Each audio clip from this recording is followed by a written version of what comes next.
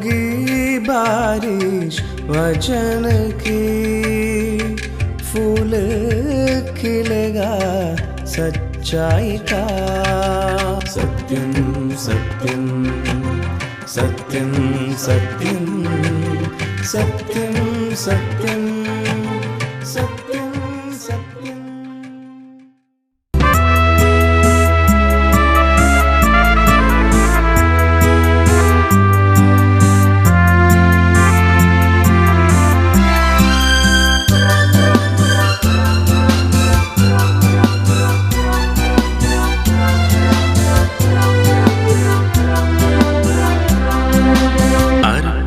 करते हैं इस जीवन को, वचनामृत दे दे शरणागत को। अर्पण करते हैं इस जीवन को, वचनामृत दे दे शरणागत को। अपने में कर ले पूर्ण प्रभु, धन्य मसीह धन्य प्रभु। अपने में कर ले पूर्ण प्रभु, धन्य मसीह धन्य प्रभु। वंदे प्रभु वंदे मसीह, वंदे प्रभु वंदे मसीह। शत शत वंदना वंदे प्रभु, शत शत वंदना वंदे प्रभु।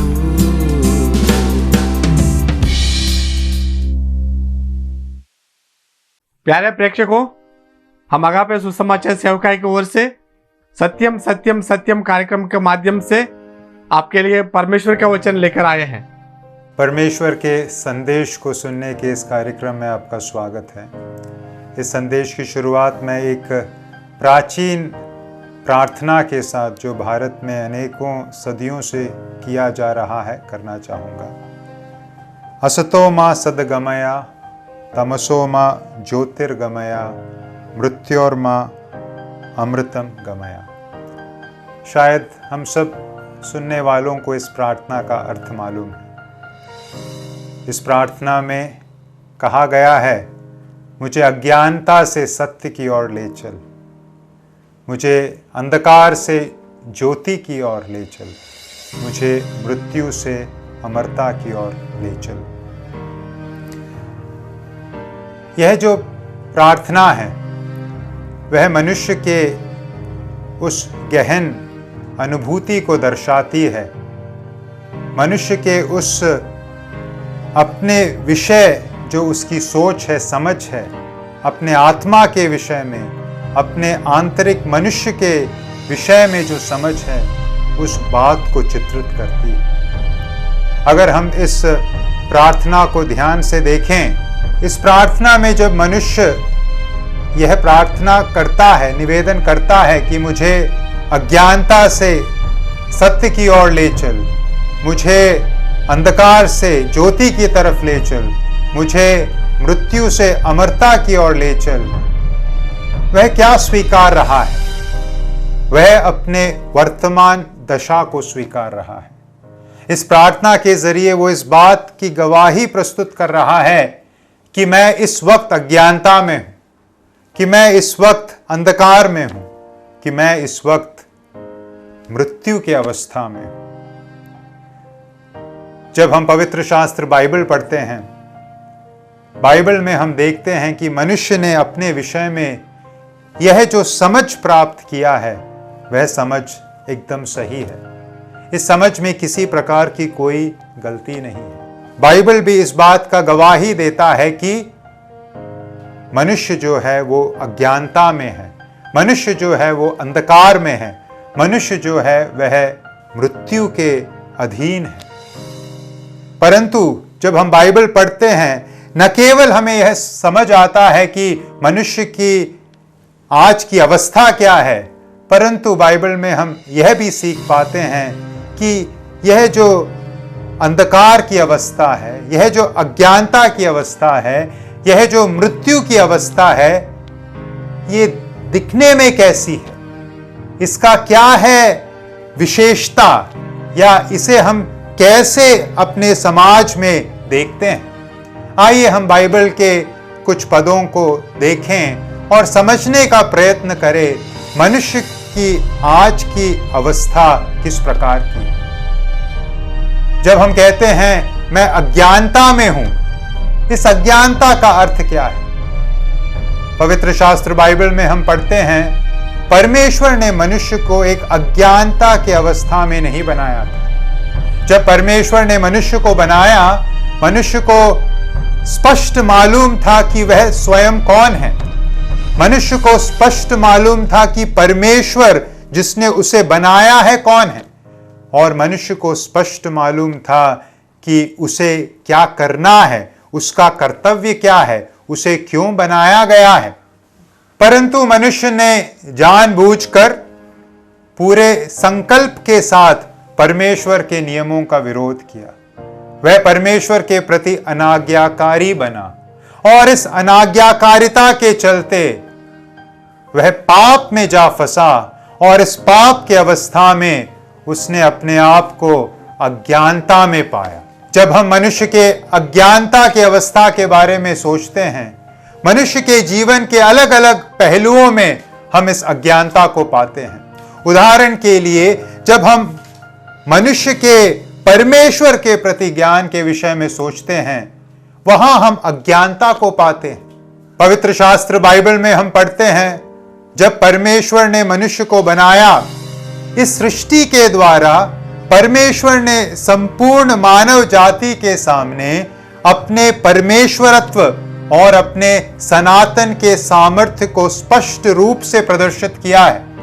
रोमियो की पत्री उसके पहले अध्याय के 19 और 20 आयतों में हम इस प्रकार से बाइबल में पढ़ते हैं, इसलिए कि परमेश्वर के विषय का ज्ञान उनके मनों में प्रकट है, क्योंकि परमेश्वर ने उन पर प्रकट किया है, क्योंकि उसके अंधे के गुण अर्थात उसकी सनातन सामर्थ्य और परमेश्वरत्व जगत की सृष्टि के समय से उसके कामों के द्वारा देखने में आते हैं, यहां तक कि वे निरुत्तर हैं। इसके आगे हम बाइबल में फिर से पढ़ते हैं, भजन संहिता 19 के पहले आयत में पढ़ते हैं, आकाश परमेश्वर की महिमा का वर्णन कर रहा है और आकाश मंडल उसकी हस्तकला को प्रकट कर रहा है। तो परमेश्वर ने अपने विषय में सही ज्ञान मनुष्यों को दिया है, लेकिन आज हम पाते हैं कि मनुष्य अज्ञानता में है। मनुष्य ने अपने अज्ञानता के फलस्वरूप क्या किया? मनुष्य ने अपने अज्ञानता के फलस्वरूप सृष्टि और सृष्टिकर्ता में अदला बदली कर दिया। हम रोमियो के पत्री पहले अध्याय उसके 22वें और 23वें आयत में इस प्रकार से पढ़ते हैं, वे अपने आप को बुद्धिमान जताकर मूर्ख बन गए और अविनाशी परमेश्वर की महिमा को नाशवान मनुष्य और पक्षियों और चौपायों और रेंगने वाले जंतुओं की मूरत की समानता में बदल डाला। परमेश्वर कौन है यह जानने के बावजूद पाप के चलते, अज्ञानता के चलते मनुष्य ने क्या किया? परमेश्वर को सृष्टि के रूप में ढाल दिया और सृष्टि को परमेश्वर का स्थान दे दिया। मनुष्य की अज्ञानता केवल परमेश्वर के विषय तक सीमित नहीं है। मनुष्य की अज्ञानता उसके स्वयं के विषय में जो उसके ज्ञान है, उस पर भी हम उसके असर को पाते हैं। अगर आप किसी व्यक्ति से पूछें, अगर आप अपने आप से पूछें आप कैसे इंसान हैं, क्या होगा आपका उत्तर? क्या होगा किसी भी व्यक्ति का उत्तर? हम अपने बारे में कहते हैं मैं तो भला व्यक्ति हूं। हम कहते हैं हाँ मेरे में कुछ कमियां जरूर हैं, लेकिन मैं एक अच्छा व्यक्ति हूं। हम जरूर ये कहेंगे मेरे में कमियां होंगी, लेकिन उस पड़ोसी के तुलना में मैं जरूर एक बहुत अच्छा व्यक्ति हूं। यह है हमारा अपने विषय में सोच, और यही है हमारी अज्ञानता। जब हम बाइबल पढ़ते हैं, बाइबल की गवाही मनुष्यों के बारे में एकदम विपरीत है। रोमियो के पत्री उसके 3 अध्याय के 10वें आयत में पढ़ते हैं, कोई धर्मी नहीं, एक भी नहीं। बाइबल के अनुसार, परमेश्वर के अनुसार मनुष्य में कोई भी भला नहीं, कोई भी अच्छा करने वाला नहीं, कोई भी धर्मी नहीं। आगे हम पढ़ते हैं मनुष्य किस प्रकार का है। रोमियो के 3 अध्याय उसके 11 से लेकर 18वें आयत में हम पढ़ते हैं मनुष्य का वास्तविक चेहरा किस प्रकार का है। हम पढ़ते हैं, कोई समझदार नहीं, कोई परमेश्वर का खोजने वाला नहीं, सब भटक गए हैं, सब के सब निकम्मे बन गए हैं, कोई भलाई करने वाला नहीं, एक भी नहीं। आगे हम पढ़ते हैं, उनके मार्गों में नाश और क्लेश है, उन्होंने कुशल का मार्ग नहीं जाना, उनकी आंखों के सामने परमेश्वर का भय नहीं। यह है मनुष्य की अवस्था।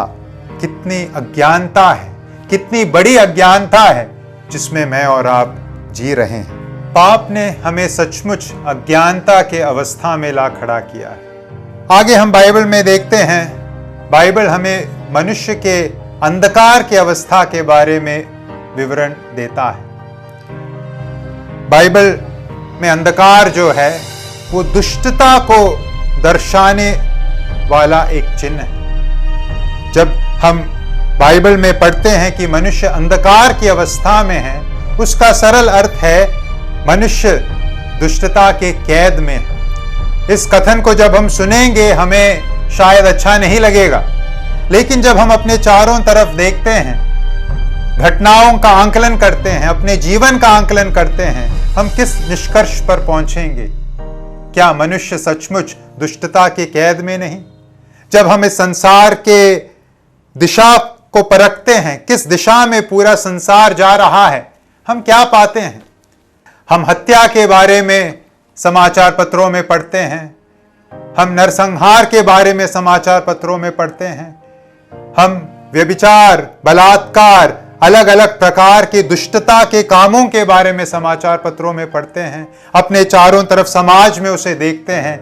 यह सब बातें क्या दर्शाती है? यह बातें दर्शाती है कि मनुष्य सचमुच दुष्टता के बंधुआई में है, वह दुष्टता के गुलामी में है। अगर आप इस प्रकार के एक संदर्भ के विषय में सोचें, मान लीजिए भारत की सरकार ने एक दिन के लिए सारे पुलिस थानों को बंद कर दिया और घोषणा कर दी कि उस दिन कोई भी रिपोर्ट नहीं लिखा जाएगा। क्या लगता है आपको हमारे समाज की क्या अवस्था रहेगी? क्या है आपका उत्तर? मैं विश्वास करता हूं आप भी कहेंगे बहुत ही भयानक अवस्था होगी। क्यों ऐसे एक छूट मिलने से समाज की अवस्था भयानक हो जाएगी? क्योंकि मनुष्य जो है वो दुष्टता के बंधुआई में है। जब हम पवित्र शास्त्र बाइबल पढ़ते हैं, उसमें हम देखते हैं कि किस हद तक मनुष्य दुष्टता के बंधुआई में है।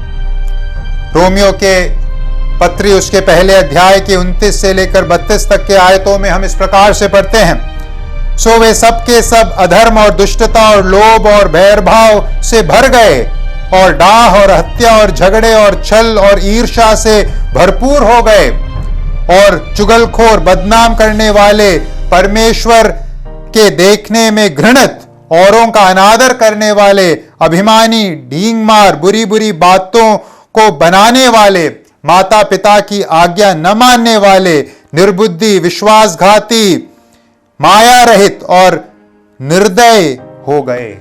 यह है मनुष्य की अवस्था। यह है मनुष्य की दुष्टता का एक चित्रीकरण। सचमुच मनुष्य अंधकार या दुष्टता की अधीनता में है और बाइबल उसे स्पष्ट रूप से उजागर करता है। बाइबल इस बात को भी बताता है कि मनुष्य मृत्यु के दशा में फंसा हुआ है। और किस प्रकार के मृत्यु के दशा में मनुष्य फंसा हुआ है उसके विषय में हम बाइबल में पढ़ते हैं। जब परमेश्वर ने मनुष्य को बनाया, मनुष्य को परमेश्वर ने मरने के लिए नहीं बनाया, लेकिन जिस प्रकार से मनुष्य ने पाप किया और उसके चलते अज्ञानता और दुष्टता के बंधुआई में वो फंस गया, उसी प्रकार से मनुष्य ने पाप किया और वो मृत्यु की अवस्था में चला गया। जब हम बाइबल सीखते हैं, हम कम से कम 3 प्रकार के मृत्यु के विषय में पढ़ते हैं। पहली मृत्यु जिसके विषय में हम वचन में पढ़ते हैं वो है आत्मिक मृत्यु। मनुष्य जो है वो परमेश्वर से पाप के चलते दूर हो गया है, परमेश्वर से उसका संबंध पाप के चलते टूट गया है। यशाया 59:2 में हम पढ़ते हैं, परंतु तुम्हारे अधर्म के कामों ने तुमको तुम्हारे परमेश्वर से अलग कर दिया और तुम्हारे पापों के कारण उसका मुंह तुमसे ऐसा छिपा है कि वह नहीं सुनता। दूसरी जो मृत्यु जिसके बारे में हम बाइबल में पढ़ते हैं वो है शारीरिक मृत्यु। जब मनुष्य ने पाप किया, उस पाप के साथ मनुष्य शारीरिक रूप से मृत्यु के अधीन हो गया। हमने शारीरिक मृत्यु अपने चारों तरफ देखा है, जब इस शरीर को छोड़कर आत्मा चली जाती है। बाइबल में इब्रानियों के पत्री 9 अध्याय के 27 में हम पढ़ते हैं, और जैसे मनुष्यों के लिए एक बार मरना और उसके बाद न्याय का होना नियुक्त है, मनुष्य का शारीरिक रूप से मरना नियुक्त है, पाप के चलते ऐसा नियुक्त है। तीसरे और अंतिम प्रकार के मृत्यु के बारे में जो हम बाइबल में पढ़ते हैं वो है सनातन का मृत्यु। मनुष्य केवल शरीर नहीं है, परंतु वह आत्मा और शरीर से बना हुआ एक जीव है। यह आत्मा नष्ट नहीं होती, शरीर नष्ट हो जाएगा, लेकिन पाप अवस्था में आत्मा किधर जाएगी? बाइबल में हम पढ़ते हैं वह सनातन काल के लिए परमेश्वर से दूर नरक में जाएगी, और उसी को बाइबल में कहा गया है अनंत मृत्यु। रोमियो 6:23 में हम इस प्रकार से पढ़ते हैं, क्योंकि पाप की मजदूरी तो मृत्यु है, परंतु परमेश्वर का वरदान हमारे प्रभु यीशु में अनंत जीवन है। तो सचमुच मनुष्य की अवस्था भयानक है, दुख भरी है। अब प्रश्न यह है, कौन मनुष्य को इस अज्ञानता की अवस्था से, इस दुष्टता की अवस्था से, इस मृत्यु की अवस्था से छुड़ाएगा? कौन है मार्ग, कौन है वह रास्ता जिसके द्वारा यह उद्धार मनुष्य को मिल सकता है? जब हम संसार के इतिहास को पढ़ते हैं, इस संसार में लोगों ने यही प्रार्थना की, मुझे अज्ञानता से सत्य की तरफ ले चल, मुझे अंधकार से ज्योति की तरफ ले चल, मुझे मृत्यु से जीवन की ओर ले चल। लेकिन एक व्यक्ति, सिर्फ एक व्यक्ति को हम इस संसार के इतिहास में पाते हैं जिसने यह प्रार्थना नहीं की, परंतु उसने कहा, मैं ही सत्य हूं, मैं ही ज्योति हूं, मैं ही जीवन हूं। और उस एक व्यक्ति का नाम है प्रभु यीशु मसीह। प्रभु यीशु ऐसा क्यों कह पाए? क्यों प्रभु यीशु कह पाए कि मैं ही सत्य हूं, मैं ही ज्योति हूं, मैं ही जीवन हूं? उसका कारण है वो स्वयं परमेश्वर है। प्रभु यीशु मसीह आज से 2000 वर्ष पहले इस संसार में मनुष्य रूप धारण करके आया, और प्रभु यीशु ने क्या किया? प्रभु यीशु ने मानव जाति को उसके अज्ञानता से, उसके अंधकार से, उसके मृत्यु के अवस्था से छुटकारा देने के लिए, जिस अवस्था के लिए जिम्मेदार मनुष्य का पाप है, प्रभु यीशु ने उस पाप के दंड को पूरा किया। प्रभु यीशु मनुष्यों के पापों के खातिर मारे गए, गाड़े गए, और तीसरे दिन मृत्युंजय होकर जीवित हो गए। अगर मैं और आप इस प्रभु यीशु के पवित्र नाम पर विश्वास करते हैं और इस बात को अंगीकार करते हैं कि हां, मैं पापी हूं, परंतु यीशु मेरे पापों के लिए क्रूस पर मरे, गाड़े गए और तीसरे दिन मृत्युंजय होकर जी उठे, तो मैं और आप उस छुटकारे को प्राप्त करेंगे, जिस छुटकारे के फलस्वरूप हम कह पाएंगे, अब मैं अज्ञानता में नहीं हूं, अब मैं अंधकार में नहीं हूं, अब मैं मृत्यु की अवस्था में नहीं हूं। क्या आप इस प्रकार का छुटकारा चाहते हैं? अगर आप इस प्रकार का छुटकारा चाहते हैं तो प्रभु यीशु के पवित्र नाम पर अपने विश्वास को रखिए। प्रभु यीशु के बलिदान के ऊपर आप अपने विश्वास को रखिए और आप भी अपने जीवन में प्रभु यीशु जिस छुटकारे को देना चाहते हैं उस छुटकारे को आप प्राप्त कर पाएंगे। मेरी आशा यह है, मेरी प्रार्थना यह है, आप में से जितनों ने आज इस संदेश को सुना है, आप इस संदेश को गंभीरता से लेंगे और अपने पापों को अंगीकार करते हुए प्रभु यीशु मसीह के ऊपर विश्वास करेंगे और उस उद्धार को पाएंगे जो प्रभु ने आपके लिए तैयार किया है। प्रभु का आशीष आप सबके ऊपर आए। आप सबको नमस्कार। मेरा प्रियो, देखिए अभी तक हमने ये बातों को सुना है।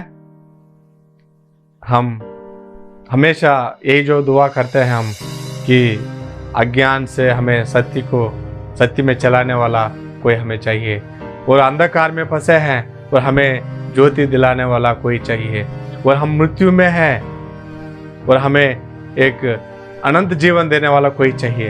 ये हम सभी लोग दुआ करते हैं, हम आशा रखते हैं। लेकिन जो हमें सत्य दिलाएगा, सत्य का मार्ग में जो चलाएगा, जो ज्योति का मार्ग में हमें चलाएगा, जो अनंत जीवन हमें देगा, वही परमेश्वर, वो खुद ही सत्य होना चाहिए, वो खुद ही एक ज्योति होना चाहिए, वो खुद ही एक मृत्युंजय होना चाहिए। मेरा भाइयों बहनों, हमने ये बातों को सुना है। ये दुनिया में, संसार में, ये जो 3 गुणों के जिसके पास है वो एकमात्र एक परमेश्वर है, वही प्रभु यीशु मसीह के पास है। केवल प्रभु यीशु मसीह वो मृत्युंजय है, इसलिए वही हमारी ये जो प्रार्थना का उत्तर दे सकता है, हमें अनंत जीवन दे सकते हैं। प्रभु यीशु मसीह ये ज्योति बनकर ये दुनिया में आए हैं, वो हमें एक ज्योति में हमें चला सकते हैं। और प्रभु यीशु मसीह ने कहा वही एक सत्य है, इसलिए हमें एक सत्य की एक रास्ता में प्रभु हमें अगुवाई कर सकते हैं। बस ये हमें सुना है कि हम ये मृत्यु में, ये पाप में मरे हुए हैं, हम आत्मिक रीति से हम परमेश्वर से अलग हो चुके हैं मेरे प्रियो। लेकिन अभी हमें अगर परमेश्वर के साथ संबंध बनाना है, अगर परमेश्वर के राज्य में वारिस बनना है, अगर सनातन मृत्यु से अगर बचना है अपना आपको, प्रभु यीशु मसीह को अपनाना है मेरा प्रियो। प्रभु यीशु मसीह को दिल देना है, क्योंकि जब हम प्रभु यीशु मसीह के ऊपर जब हम विश्वास करेंगे, तब हमें वो सनातन की मृत्यु से हम बच जाएंगे। सनातन मृत्यु से हम अलग होकर प्रभु यीशु मसीह की ओर से हमें अनंत जीवन मिलेगा। कितनी खुशी की बात है मेरा प्रियो। और इसके लिए आप बड़े बड़े उपकारों को, बड़े बड़े धर्म कार्यों को करने की जरूरत नहीं है मेरा प्रियो। केवल विश्वास करने से, और प्रभु यीशु मसीह ने और वचन में लिखा है, जो प्रभु यीशु मसीह के ऊपर विश्वास करते हैं वो उनको अनंत जीवन देते हैं। क्या आप वो अनंत जीवन को प्राप्त करना चाहते हैं? ये जो सनातन मृत्यु से आप बचना चाहते हैं? क्या आप ये जो ज्योति के रास्ते में, ये जो हम अंधकार की संसार में जीते हैं, फिर भी अगर ज्योति के रास्ते में चलना चाहते हैं, ये दुष्टों के बीच में भी क्या आप एक अच्छा पवित्र धर्मी बनना चाहते हैं, एक संत बनना चाहते हैं? मेरा भाइयों बहनों, इस संसार में बहुत लोग उस संत बनने के लिए बहुत कष्ट करते हैं, बहुत परिश्रम करते हैं, कहीं कहीं दूर दूर जाकर अपने परिवार लोगों को छोड़कर कहीं दूर जाकर बहुत प्रयास करते हैं, बहुत कष्ट लेते हैं। लेकिन मेरा भाइयों बहनों, लेकिन प्रभु यीशु मसीह के वचन में यही लिखा है कि केवल प्रभु यीशु मसीह के ऊपर विश्वास करने से प्रभु यीशु मसीह हमें धर्मी बनाता है। मतलब हम संत बन सकते हैं। क्या आप संत बनना चाहते हैं? क्या आप ये अनंत जीवन पाना चाहते हैं? आइए हम अब जहां भी है, अगर आपको ये इच्छा है आपके दिल में, आइए हम मेरे ये प्रार्थना के साथ आप भागीदार बनिए, ताकि प्रभु आपके साथ सहायता करेगा, ताकि आप भी हमारी ये जो स्वर्ग के राज्य में और ये ज्योति में चलने वाले, ये जो प्रभु की एक अनंत जीवन पाकर प्रभु के रास्ते में चलने वाला बने। आइए मेरा प्रार्थना में आप शामिल होइए। हमारे स्वर्गीय पिता परमेश्वर, आपको धन्यवाद देते हैं, आप हमें ज्योति दिलाने के लिए आप इस संसार पे आए हैं। प्रभु जी, हमें ये जो अनंत सनातन ये मृत्यु से हम बचाने के लिए, हमको बचाकर आपकी जो स्वर्ग में वारिस बनाने के लिए और अनंत जीवन देने के लिए आप संसार में आए हैं, दुनिया पर आए हैं। आप हमारे लिए मारे गए, गाड़े गए, तीसरे दिन जी उठे हैं, तो इसलिए आपको धन्यवाद देते हैं। प्रभु जी, हम खास करके उन भाई बहनों के लिए प्रार्थना करते हैं जो प्रभु जी ये जो अनंत जीवन पाना चाहते हैं। प्रभु जी, ये जो दुष्ट संगति से बचकर आपके जो एक संतान, आपके संतान बनना चाहते हैं, एक संत बनना चाहते हैं, प्रभु जी एक धर्मी जन बनना चाहते हैं, प्रभु जी उन भाई बहनों के लिए प्रार्थना करते हैं। खास करके उन्हीं को जहाँ भी है, जहाँ से भी वचन सुन रहे हैं, उनको ऊपर आशीष दीजिए। और प्रभु जी ये वचन के द्वारा उनके परिवारों को, उनके व्यक्तिगत जीवन को ऊपर आशीष मिले ये वचन के आशीषों से। और खास करके जो आपने जो रास्ता दिखाया, जो आपने जो सत्य मार्ग जो हमें दिखाया, उसके लिए धन्यवाद देते हुए ये विनती उद्धारकर्ता प्रभु यीशु मसीह के नाम से मानते हैं, आमीन। यदि आप प्रभु यीशु मसीह या बाइबल से संबंधित बातों के विषय में अधिक जानकारी प्राप्त करना चाहते हैं या अपने जीवन की किसी भी समस्या के विषय में हमारी ओर से प्रार्थना समर्थन चाहते हैं या कोई सुझाव हमारे साथ बांटना चाहते हैं, तो आज ही हमसे संपर्क करें। हमारा पता है अगापे गॉस्पेल मिनिस्ट्रीज, 87 मैत्री नगर, कोलम 691002। हमारा फोन नंबर है 9645236648। हमारा ईमेल आईडी satyamsatyamai@gmail.com। इस प्रकार के और भी संदेश सुनने के लिए हमारे YouTube चैनल सत्यम सत्यम सत्यम या फिर हमारे Facebook पेज सत्यम सत्यम सत्यम पर जाए और परमेश्वर आप सभी को आशीष दे। होगी बारिश वचन की, फूल खिलेगा सच्चाई का। सत्यम सत्यम सत्यम सत्यम सत्यम सत्यम सत्यम।